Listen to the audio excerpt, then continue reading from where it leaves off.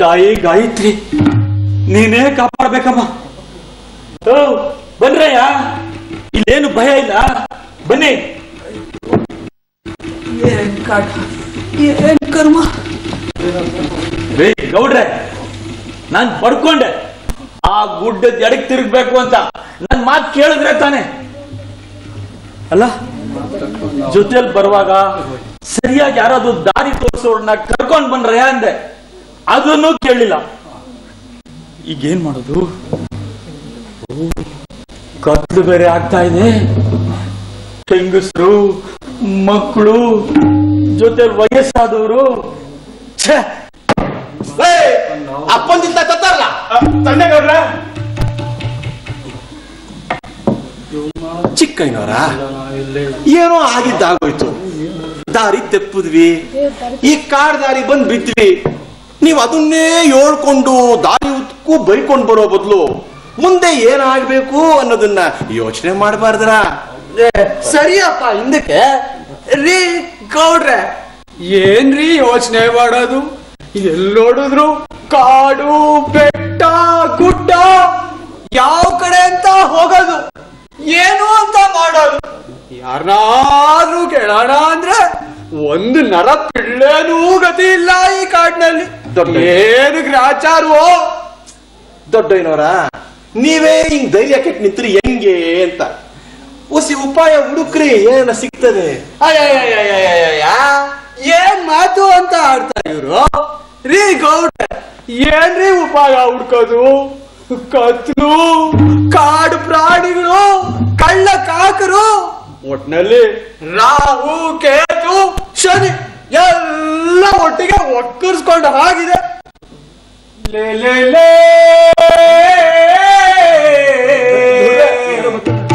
ಲೇ ಲೇ ಲೇ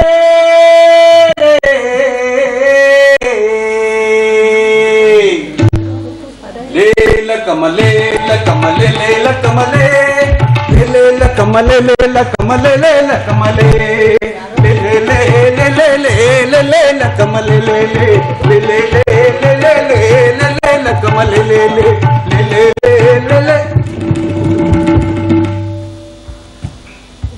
ಯಾರಪ್ಪ ನೀವೆಲ್ಲ ಈ ದಾರಿಲಿ ಯಾಕೆ ಬಂದ್ರಿ? ಎಲ್ಲೋ ಬೇಕಾಗಿತ್ರ? ಏನಪ್ಪ, ನಾವು ಶಿವಪುರದಲ್ಲಿ ಜಾತ್ರೆ ಮುಗಿಸ್ಕೊಂಡ್ ಬರುವಾಗ ದಾರಿನಲ್ಲಿ ದಾರಿ ತಪ್ಪಿಟ್ವು, ಬಂದು ಈ ಕಾಡ್ ದಾರಿಲಿ ಸಿಕ್ಕಾಕೊಂಡ್ಬಿಟ್ಟಿದೀವಿ. ದಯವಿಟ್ಟು ಸ್ವಲ್ಪ ಸಹಾಯ ಮಾಡಿದ್ರೆ. ಅಂದಂಗ ತಾವು ಯಾವ್ರ? ಸಿದ್ದಾಪುರ ಅಂತಪ್ಪ. ಅಂದಂಗೆ ನಿಂದ್ಯಾವ ಊರು? ನಾವು ಜೇನಿಡಿಯವರು. ನಾವು ಒಂದ್ ಕಡೆ ಇರಕ್ಕಿಲ್ಲ, ನಮ್ ಕೆಲ್ಸ ಆಯ್ತಾ ಹೋಯ್ತಾ ಇರ್ತೀವಿ. ನಮ್ಮವ್ರೆಲ್ಲ ಮುಂದೆ ಹೋಯ್ತಾವ್ರೆ, ನಾವು ಪದಗಿದ ಆಡ್ಕೊಂಡು ಹಿಂದೆ ಉಳ್ಕೊಂಡಿ. ಈಗ ನಾನು ಹೋಯ್ತಾ ಇರೋದೆ, ನಾನು ಹೋಯ್ತಾ ಇರೋದೆ. ಅಯ್ಯ, ಸ್ವಲ್ಪ ಸಹಾಯ ಮಾಡಬಾರ್ದೆ? ನಂಗ ಈ ಆದಿ ಗೊತ್ತಾಗಿಲ್ಲಪ್ಪ. ನಾವು ಗುಂಪಾ ಬರ್ತೀವಿ, ಗುಂಪಾ ಹೋಯ್ತೀವಿ. ಜೇನ್ ಕಂಡ್ ಕಡೆ ಮರ ಎಕ್ಕದು, ಜೇನ್ ಕೀಳೋದು, ಮರ ಎಕ್ಕದು, ಜೇನ್ ಕೀಳೋದು. ಈಗ ಎಲ್ಲ ಬಗ್ಲಾಗ ಹಾಕೊಂಡು ಪೇಟೆಗೆ ತಕೊಂಡೋಗಿ ಮಾರೋದು ನಮ್ ಕಾಯ್ಕ ಸಮಯ. ತಮ್ಮಯ್ಯ, ಈ ಕಾಡಲ್ಲಿ ಕಾಡು ಪ್ರಾಣಿಗಳ ಕಾಟ ಇಲ್ವಾ ಅಂತ. ಕಾಡು ಪ್ರಾಣಿಗಳು ಏನ್ ಮಾಡ್ತಾವ? ಪಂಜಿಡ್ಕೊಂಡು ನಿಂತ್ಕೊಂಡ್ರ ಎದ್ರಕೊಂಡು ಓಡೋಯ್ತವ.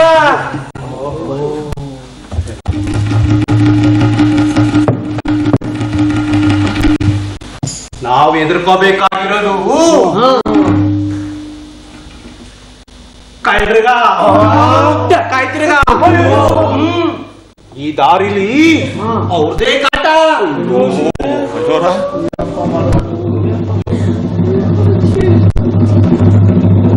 ದಕ್ಷ ಅಂತವನಲ್ಲ, ಅವಂದು ಕಾಟ, ಅವನ್ ಕಡೆಯವ್ರದ್ದು ಕಾಟ. ಯಾರನ್ನು ಬಿಡಕ್ಕಿಲ್ಲ, ಏನು ಬಿಡಕ್ಕಿಲ್ಲ. ಈ ಸುತ್ತು ಕಾಡಿಗೆ ಅವನೇ ಅವನೇ. ನೀವು ಹುಷಾರು ಹುಷಾರು, ನಾ ಬರ್ತೀನಿ.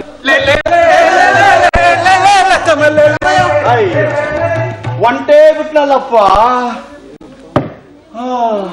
ಕತ್ಲು ಕಣ್ಣು ಹೊಂದಿಕೆ ಆಗ ಗಂಟ ಇಲ್ಲೇ ಕುಂತ್ಕೊಳ್ರಪ್ಪ, ಸ್ವಲ್ಪ ಸುಧಾರಿಸ್ಕೊಳ್ಳಿ.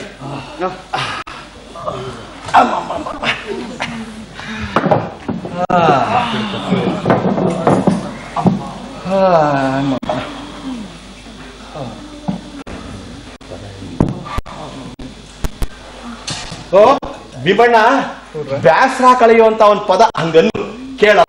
ಏನ್ರಪ್ಪ?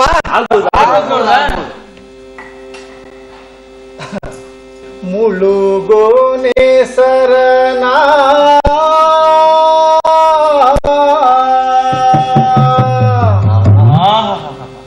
ಅಂದಾವೆ ಚಂದ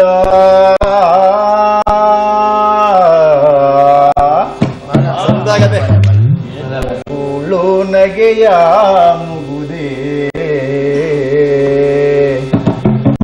ಮೊಗವೇ ಅಂದ. ಭಲೆ ಭಲೆ ಭಲೆ ಭಲೆ.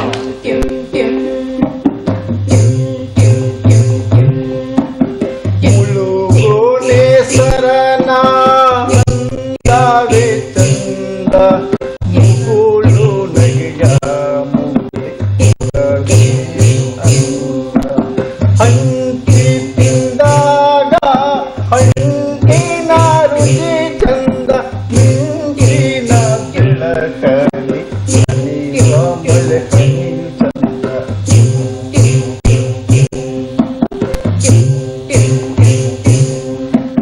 ಮುಳುಗೋನೆ ಸರನ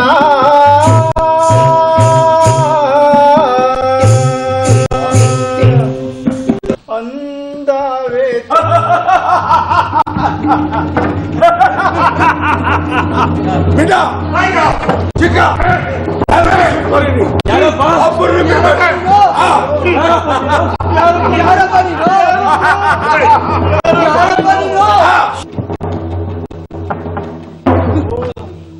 ನನ್ನನ್ನೇ ನೀನು ಯಾರು ಅಂತ ಕೇಳ್ತೀಯ?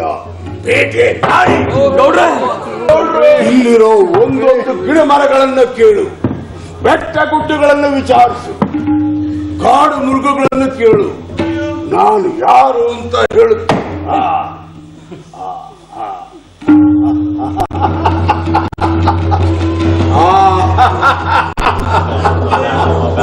ಅಪ್ಪರೇ, ಏನು ಮುದ್ದಾಗಿದೆ.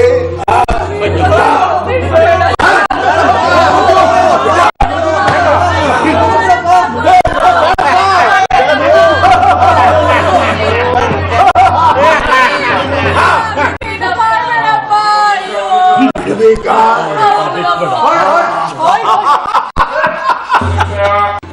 ಬಿಟ್ಟು ಬಿಡ್ಲ?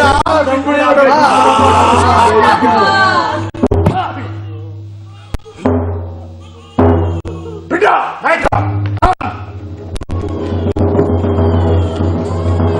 ನಿಮ್ಮಲ್ಲಿರೋ ಎಲ್ಲಾ ಬೆಲೆ ಬಾಳೋ ವಸ್ತುಗಳು, ಬೆಳ್ಳಿ, ಬಂಗಾರ, ವಜ್ರ, ವೈಡೂರ್ಯ ಬಂದು ಬಿದ್ದು ಬಿಡ್ಬೇಕಿಲ್ಲಿ. ಹೇಗ?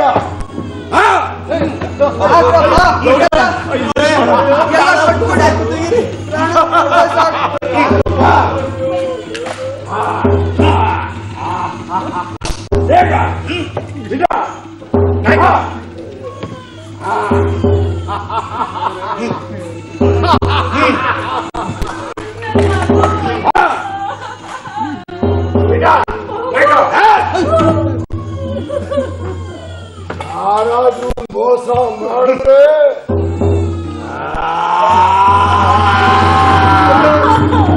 ಕೈಲಾಸ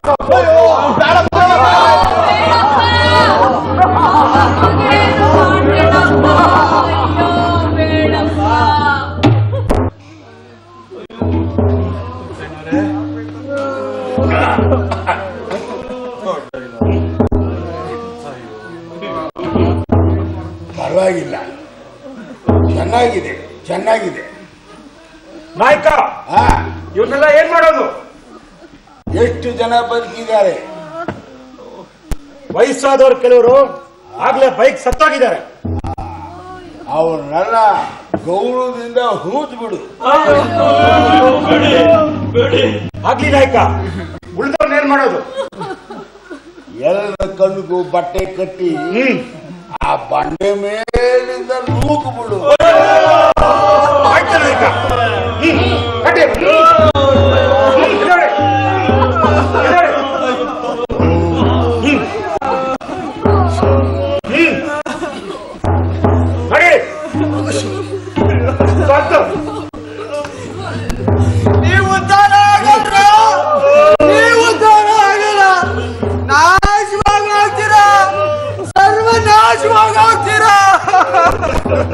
ಯಾರು ಮಾತಾಡಿದ್ರೆ ನಾಲ್ಗೆ ಕತ್ತರಿಸ್ಬಿಡ್ತೀನಿ.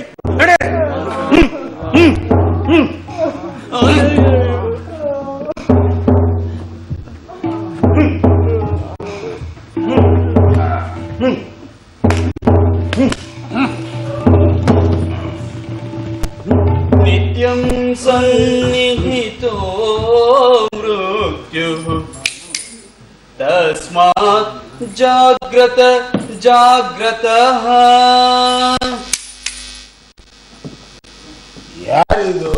ನಾಯ್ಕ, ಈ ಸನ್ಯಾಸಿ ಆ ದನಗಳ ಮಧ್ಯ ಸಿಗ್ದ.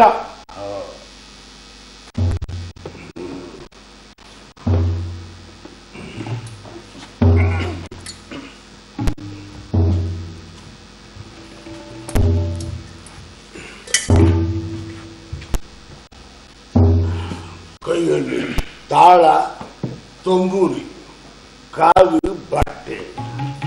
ಏಯ್ ಸನ್ಯಾಸಿ, ಯಾರು ನೀನು? ನಾರಾಯಣ ನಾರಾಯಣ. ಇಂಥ ವಿಚಿತ್ರ ಪ್ರಾಣಿನ ನಾನು ನೋಡೇ ಇರಲಿಲ್ಲ. ಈ ಕಾಡಿನಲ್ಲಿ ಎಂತೆಂಥ ವಸ್ತುವೋ ನೋಡಿ, ಆದ್ರೆ ಇದು ವಿಚಿತ್ರ, ವಿಸ್ಮಯ. ಶ್ರೀಹರಿ ನಾರಾಯಣ,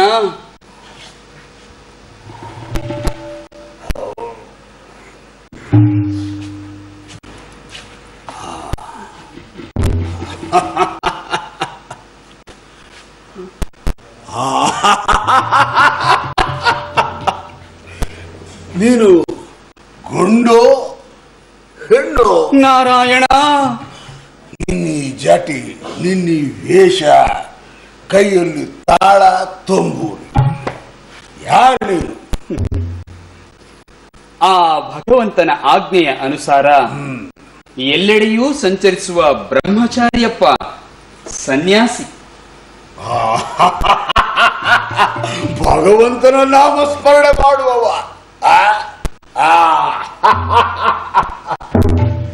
ಕಾವಿ ತೊಟ್ಟ ಸನ್ಯಾಸಿಗೆ ಈ ಕಾಡಿನಲ್ಲಿ ಏನು ಕೆಲಸವಿತ್ತು?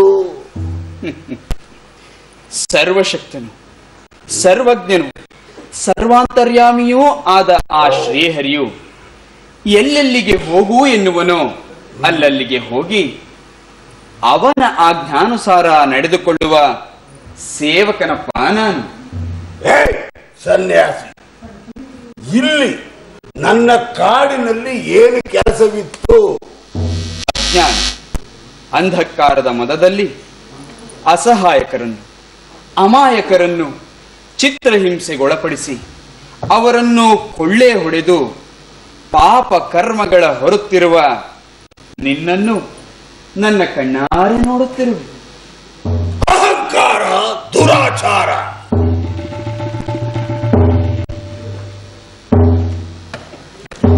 ಈ ತಕ್ಷಣ ಕಾಡನ್ನು ಪ್ರವೇಶಿಸಿ ನಾನು ಯಾರು, ನನ್ನ ಶಕ್ತಿ ಏನು ಎಂಬುದರ ಅರಿವಿಲ್ಲದೆ ನನ್ನೆದುರು ನಿಂತು ನನ್ನನ್ನೇ ಅಪಹಾಸ್ಯ ಮಾಡುವ ಮೂಢ ಸನ್ಯಾಸಿ, ಈ ಕ್ಷಣದಲ್ಲಿ ನಿನ್ನನ್ನು ತುಂಡು ತುಂಡಾಗಿ ಕತ್ತರಿಸಿ ನಾಯಿ ನರಿಗಳಿಗೆ ಆಹಾರ ಮಾಡಿಬಿಡಬಲ್ಲೆ ಮೂರ್ಖ. ನನ್ನ ಕಾಡಿಗೆ ಬಂದು ನನ್ನೆದುರು ನಿಂತು ಮನೆ ಬಂದಂತೆ ಬಡಬಡಿಸಲು ನಿನಗದಷ್ಟು ಧೈರ್ಯ? ಶ್ರೀಹರಿ ನಾರಾಯಣ, ನನ್ನ ಕಾಡು ನನ್ನ ಕಾಡು, ಭ್ರಮೆ. ನಾನು, ನನ್ನದು, ನನ್ನಿಂದಲೇ ಎಂಬ ನಿನ್ನ ಅಹಂಕಾರಕ್ಕೆ ಮೂರ್ಖತನಕ್ಕೆ ನಾನೇನು ಹೇಳಲಿ ವತ್ಸ. ಸಕಲ ಚರಾಚರ ವಸ್ತುಗಳಲ್ಲಿಯೂ ಸಕಲ ಜೀವ ಜಂತುಗಳಲ್ಲಿಯೂ ಚೇತನಾರೂಪವಾಗಿ ಪ್ರಜ್ವಲಿಸುತ್ತಿರುವ ಆ ಸರ್ವಶಕ್ತನೊಬ್ಬನನ್ನು ಬಿಟ್ಟರೆ ನಾನೂ ಇಲ್ಲ, ನೀನೂ ಇಲ್ಲ. ಮೂರ್ಖ ಸನ್ಯಾಸಿ, ಈ ಕ್ಷಣದಲ್ಲಿ ನಾನು ಯಾರೆಂದು ನಿನಗೆ ತೋರಿಸುತ್ತೇನೆ.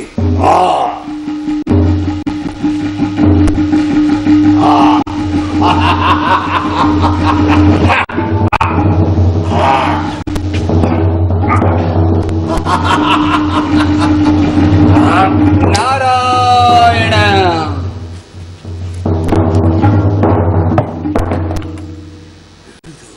ನಾಯಕ,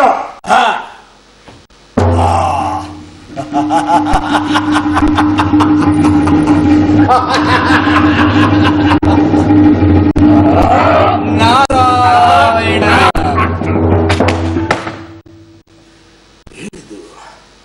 ಆಶ್ಚರ್ಯವಾಗಿದೆಯಲ್ಲ.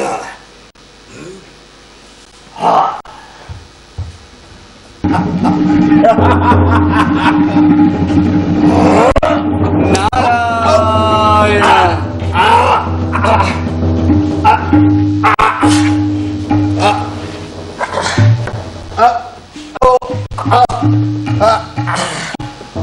ಏನಿದು ಆಶ್ಚರ್ಯ?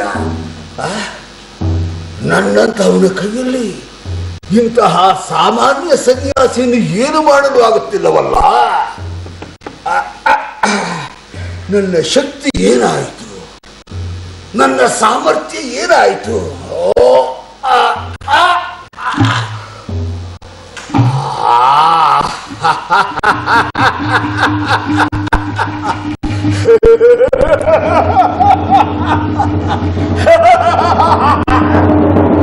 ಕಪಟ ಸನ್ಯಾಸಿ! ನಾರಾಯಣ.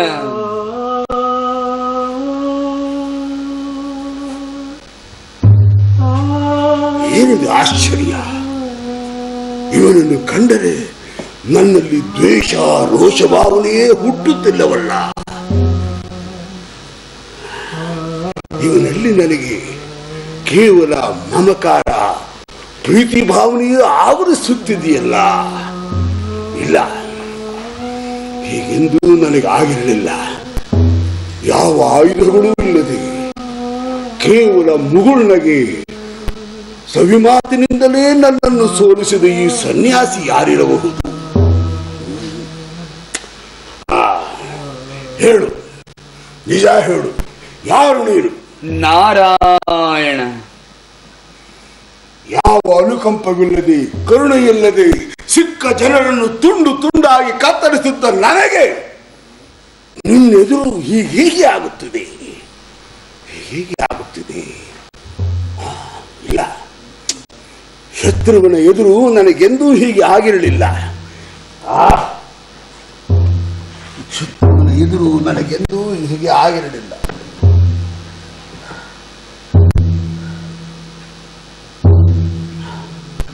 ವತ್ಸ, ರತ್ನಾಕರ, ನಾನು ನಿನ್ನ ಶತ್ರುವಲ್ಲ, ಶತ್ರುವಲ್ಲ. ರತ್ನಾಕರ, ರತ್ನಾಕರ, ಅಮ್ಮ, ಅಮ್ಮ. ನಮ್ಮಮ್ಮ ನನಗೆ ಇಟ್ಟ ಹೆಸರು ರತ್ನಾಕರ. ಉಳಿದವರಿಗೆ ನಾನು ತಕ್ಷ.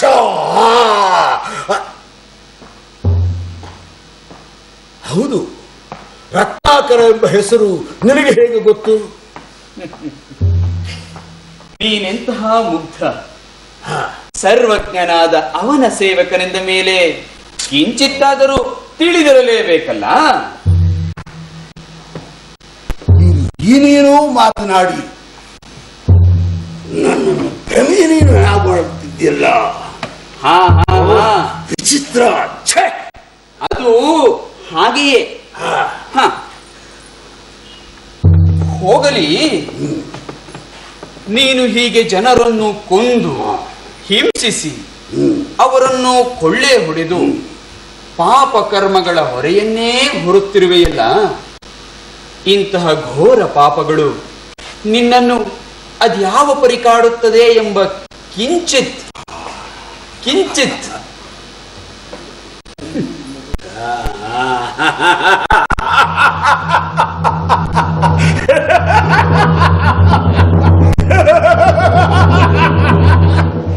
ಬ್ರಹ್ಮಚಾರಿ ಸನ್ಯಾಸಿ, ನಿನಗೆ ಹೇಗೆ ತಿಳಿಯಬೇಕು ಇದೆಲ್ಲ? ರುಚಿ ರುಚಿಯಾದ ಅಡುಗೆ ಮಾಡಿ ಬಿಸಿ ಬಿಸಿಯಾಗಿ ತಿನ್ನುವುದಕ್ಕೆ ಕೊಡುವ ಅಮ್ಮ ನಿನಗಿದ್ದಾಳೆಯೇ? ನನ್ನ ಮೈಕೈ ನೋವಾದಾಗ ಬೆಚ್ಚಿನ ಎಣ್ಣೆಯನ್ನು ನನ್ನ ಮೈಗೆಲ್ಲ ಸವರಿ ಬಿಸಿ ನೀರಿನಿಂದ ಅಭ್ಯಂಜನ ಮಾಡಿಸಿ ಮೈ ನೋವೆಲ್ಲ ಹೋಗಿಸುವ ನನ್ನ ಅಮ್ಮನಂತ ಅಮ್ಮ ನಿನಗಿದ್ದಾಳೆಯೇ? ಲೂಟಿ ಮಾಡುವ ಭರಾಟೆಯಲ್ಲಿ ನನ್ನ ಮೈ ಕೈಗಳಿಗೆ ಗಾಯಗಳಾದಾಗ ಮನೆಯಲ್ಲೇ ಗಿಡಮೂಲಿಕೆಗಳ ಔಷಧಿಗಳನ್ನು ತಯಾರು ಮಾಡಿ ನನ್ನ ಗಾಯಗಳಿಗೆಲ್ಲ ಮೃದುವಾಗಿ ಸವರಿ ಹಗಲು ರಾತ್ರಿಗಳಲ್ಲದೆ ಊಟ ನಿದ್ದಗಳನ್ನು ಬಿಟ್ಟು ಶುಶ್ರೂಷೆ ಮಾಡಿ ಕಾಪಾಡುವ ನಮ್ಮ ಅಮ್ಮನ ಪ್ರೀತಿ ನಿನಗೆಲ್ಲಿ ತಿಳಿಯಬೇಕು ಮೂರ್ಖ ಸನ್ಯಾಸಿ?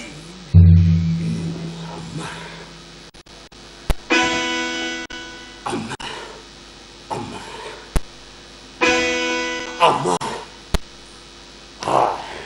ಇನ್ನು ನಮ್ಮಪ್ಪಯ್ಯ ನಾನು ಪುಟ್ಟ ಮಗುವಾದಾಗಿನಿಂದ ತಾನು ಹೋದ ಕಡೆಯಲ್ಲೆಲ್ಲ ನನ್ನನ್ನು ಬೆನ್ನಿಗೆ ಕಟ್ಟಿಕೊಂಡು ಹೋಗಿ ಬೇಟೆಯಾಡುವುದನ್ನು ಕಲಿಸಿದ. ಕುದುರೆ ಸವಾರಿ, ಕತ್ತಿ ವರಸೆ, ಮಲ್ಲ ಯುದ್ಧಗಳನ್ನು ಚಿಕ್ಕವನಿದ್ದಾಗಲೇ ಕಲಿಸಿ ಕಾಡು ಮೃಗಗಳು, ಕಾಡು ಜನರ ಮಧ್ಯೆ ಬದುಕಿ ಉಳಿಯುವ ಕಲೆಯನ್ನು ಕರಗಿಸಿಕೊಟ್ಟಂತಹ ನಮ್ಮಪ್ಪನಂತ ಅಪ್ಪನನ್ನು ನೀನು ಬಲ್ಲೆಯ? ನಾನು ಚಿಕ್ಕ ಮಗುವಾಗಿದ್ದಾಗ ಹಸಿದ ಹೆಬ್ಬುಲಿಗಳನ್ನು ಅಡಗಿಸಿ ಮಣಿಸಿ ಸೋಲಿಸುವ ಧೈರ್ಯ ಸಾಹಸಗಳನ್ನು ಹೇಳಿಕೊಟ್ಟ ನಮ್ಮ ಅಪ್ಪನಂತ ಅಪ್ಪ ನಿನಗಿದ್ದಾರೆಯೇ? ಇನ್ನು ನಾನು ಗುಹೆಗೆ ಹಿಂದಿರುಗುತ್ತಿದ್ದಂತೆಯೇ ನನ್ನ ಮುದ್ದು ಮಕ್ಕಳು ಓಡೋಡಿ ಬಂದು ಅಪ್ಪಯ್ಯ ಅಪ್ಪಯ್ಯ ಈ ದಿನ ಏನೇನು ನಡೆಯಿತು ಅಂತ ಕೇಳುತ್ತಿದ್ದರೆ ಅಂತ ಮುದ್ದು ಮಕ್ಕಳು ನನಗಿದ್ದಾರೆ. ಆ ಮಕ್ಕಳು ಬೆರಗು ಕಣ್ಣುಗಳಿಂದ ಅಪ್ಪಯ್ಯ ಹೇಳು ಅಪ್ಪಯ್ಯ ಎಂದು ಕೇಳುತ್ತಿದ್ದರೆ ನಾನು ಅದನ್ನು ಹೇಳುತ್ತಿದ್ದರೆ ಆಹಾ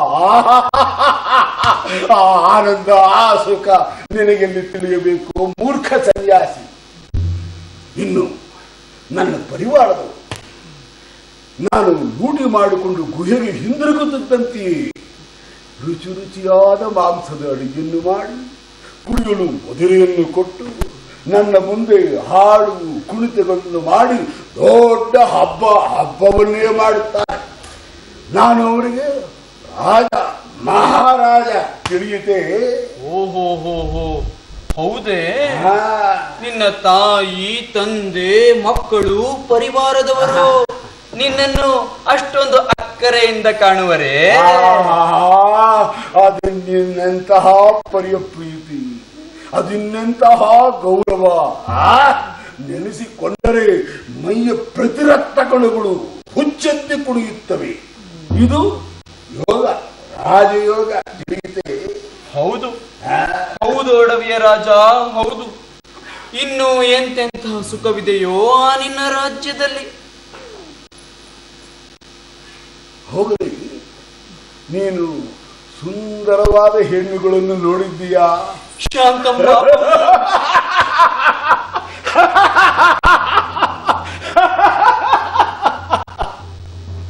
ಸೌಂದರ್ಯಕ್ಕೆ ಇನ್ನೊಂದು ಹೆಸರೇ ತಾರ. ನನ್ನ ಹೆಂಡತಿ ನಿಜವಾದ ತಾರೇ ಅವಳು.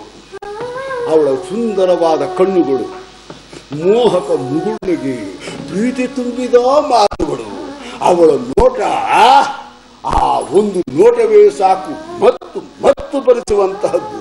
ಅಂತಹ ಹೆಂಡತಿ ನನ್ನ ತಾರ. ನಾನು ಪ್ರತಿ ಬಾರಿ ಹಿಂದಿರುಗಿದಾಗಲೂ ಸ್ವರ್ಗ ಸುಖವನ್ನೇ ಕೊಡುವಂತಹ ಹೆಂಡತಿ.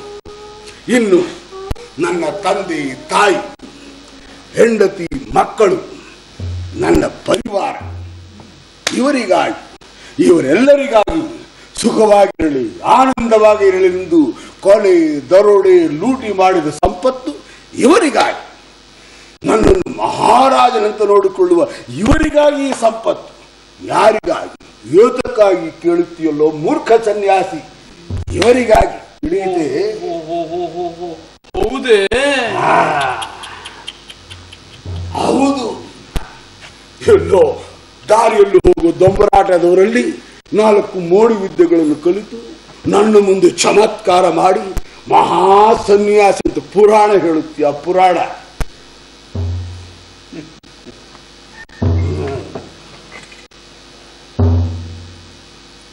ವತ್ಸ, ನಾನು ನಿನಗೆ ಪುರಾಣ ಪುಣ್ಯಕಥೆಗಳನ್ನು ಹೇಳಲು ಬರಲಿಲ್ಲ. ಆ ಭಗವಂತನ ಆಜ್ಞೆಯ ಅನುಸಾರ ನನ್ನ ಕರ್ತವ್ಯ ಪಾಲನೆಗೆಂದು ಬಂದಿದ್ದೇನೆ. ಮಹಾನ್ ಉದ್ದೇಶಕ್ಕಾಗಿ ನೀನು ಜನ್ಮ ತಳೆದಿದ್ದರೂ ವ್ಯರ್ಥ ಜೀವನ ನಡೆಸುತ್ತಿರುವ ನಿನ್ನ ಭವಿತವ್ಯವನ್ನು ಮತ್ತೆ ಪ್ರಜ್ವಲಿಸುವಂತೆ ಮಾಡುವ ಪುಣ್ಯ ಕಾರ್ಯಕ್ಕೆಂದು ಬಂದಿದ್ದೇನೆ. ಅಹಂಕಾರವೆಂಬ ಕತ್ತಲಿನಲ್ಲಿ ಮುಳುಗಿರುವ ನಿನಗೆ ನಿನ್ನ ಮೂಲ ಜ್ಞಾನವನ್ನು ನೆನಪಿಸಲು ಬಂದಿರುವ ರತ್ನಾಕರ. ಮತ್ತೆ ರತ್ನಾಕರ, ನೀನು ಎಲ್ಲರಂತೆ ನನ್ನನ್ನು ದಕ್ಷ ರಾಜ ಎಂದು ಏಕೆ ಕರೆಯಬಾರದು? ಏಕೆ ರತ್ನಾಕರ ಎಂದು ಕರೆದರೆ ನಿನಗೆ ಬೇಸರವೇ? ಬೇಸರವೇನಿಲ್ಲ. ಆದರೆ ನನ್ನನ್ನು ಅತೀವವಾಗಿ ಪ್ರೀತಿಸುವ ನಮ್ಮ ಅಮ್ಮನಿಗೆ ಮಾತ್ರ ಅಧಿಕಾರ. ಏಕೆ ನನ್ನಲ್ಲಿಯೂ ನಿನಗೆ ಅಂತಹ ಪ್ರೀತಿ ಕಾಣುತ್ತಿಲ್ಲವೇ? ಓ, ನೀನು ಏನೇನೂ ಮಾತನಾಡಿ ನನ್ನನ್ನು ತಪ್ಪಿಪ್ಪು ಮಾಡುತ್ತಿದ್ದೀಯಲ್ಲ. ಅದು ಹಾಗಲ್ಲ ರತ್ನಾಕರ. ನಿನಗೆ ಹೇಗೆಂದು ವಿವರಿಸಲಿ ನಾನು?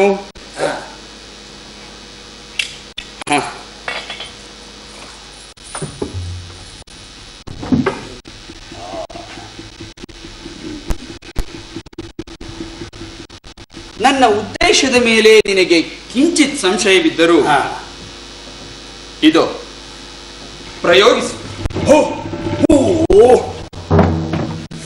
ನನಗೆ ದಿಕ್ಕೇ ತೋಚದಂತೆ ಮಾಡಿಬಿಟ್ಟಿದ್ದೀಯಲ್ಲ. ಓ, ನನಗೆ ದಿಕ್ಕೇ ತೋಚುವುದಿಲ್ಲ. ರತ್ನಾಕರ, ನಿನ್ನನ್ನೊಂದು ಪ್ರಶ್ನೆ ಕೇಳಲೇ? ಪ್ರಶ್ನೆ? ನೀನು ಇಷ್ಟೊಂದು ಐಶ್ವರ್ಯ ಸಂಪತ್ತುಗಳನ್ನು ಯಾರಿಗಾಗಿ ಗಳಿಸುತ್ತಿರುವೆ? ಎಷ್ಟು ಬಾರಿ ಹೇಳುವುದು? ನನ್ನ ಹೆಂಡತಿ ಮಕ್ಕಳಿಗಾಗಿ, ನನ್ನ ತಂದೆ ತಾಯಿಗಾಗಿ, ನನ್ನ ಪರಿವಾರದವರಿಗಾಗಿ. ಹಾಗಾದರೆ ನಿನಗಾಗಿ ಏನೂ ಇಲ್ಲವೇ? ಇಲ್ಲ, ನನಗಾಗಿ ಖಂಡಿತ ಏನೂ ಇಲ್ಲ. ಹೋಗಲಿ, ಇಷ್ಟೊಂದು ಐಶ್ವರ್ಯ ಸಂಪತ್ತುಗಳನ್ನು ನೀನು ಯಾರಿಗಾಗಿ ಗಳಿಸುತ್ತಿರುವೆಯೋ ಅವರೆಲ್ಲರೂ ನಿನ್ನ ಕರ್ಮಗಳಿಂದ ಬರುವ ಪಾಪಗಳನ್ನು ಹಂಚಿಕೊಳ್ಳುವರು.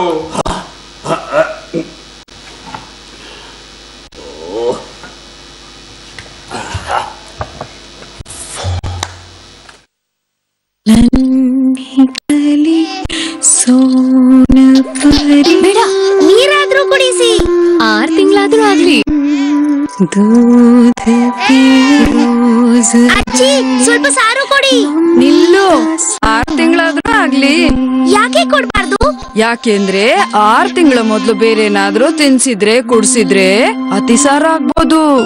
6 ತಿಂಗಳವರೆಗೆ ಬರೀ ಅಮ್ಮನ ಹಾಲು, ತಿಳಿತಾ? ಅರಿವಾ, ಎಷ್ಟು ಮುದ್ದು. Hi hi. ಏನ್ ತಿಂತಿ? 6 ಮಾಸದಲ್ಲೇ ಅಮ್ಮನ ಹಾಲೆ. ಇಲ್ಲ ಕಣೆ, ಬೇರೇನೋ ತಿಂತಾಳೆ. ಅನ್ನದ ನೀರು ಅಥವಾ ತೊಗರಿ ಸಾರು? ಸರಿಯಾಗಿ ನೋಡು, ಏನೋ ಬೇರೆನೆ ನೋಡಿರಿ, ಮುನ್ನಿ ಹೀಗೆ ಬೆಳೀತಾಳೆ. ಹೇಳಿ ಅಲ್ಲ, ಏನ್ ತಿಂತಾಳೆ? ಇವೆಲ್ಲ ಈಗ 6 ತಿಂಗಳು ಆಗಿದ್ದಲ್ವಾ? ಅರೆ, ಅದಕ್ಕೆ ಅಲ್ವಾ. ಮನೆಯಲ್ಲಿ ಇದ್ದುದನ್ನೆಲ್ಲ ಸೇರಿಸಿ ಬೇಯಿಸಿ ಹಬ್ಬಲಿ ಮಾಡಿ ತಿನ್ನಿಸಿ. 6 ತಿಂಗಳು ಪೂರ್ತಿಯಾಗುತ್ತಲೇ ಊಟ ನೀಡೋಕೆ ಶುರು ಮಾಡಿ.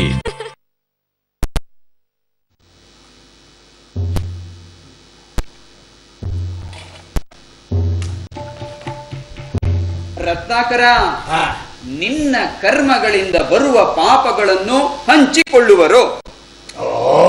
ಯೋಚಿಸುವುದೇನು? ಹಂಚಿಕೊಳ್ಳುತ್ತಾರೆ. ನನಗೇಕೋ ಅನುಮಾನವಪ್ಪ.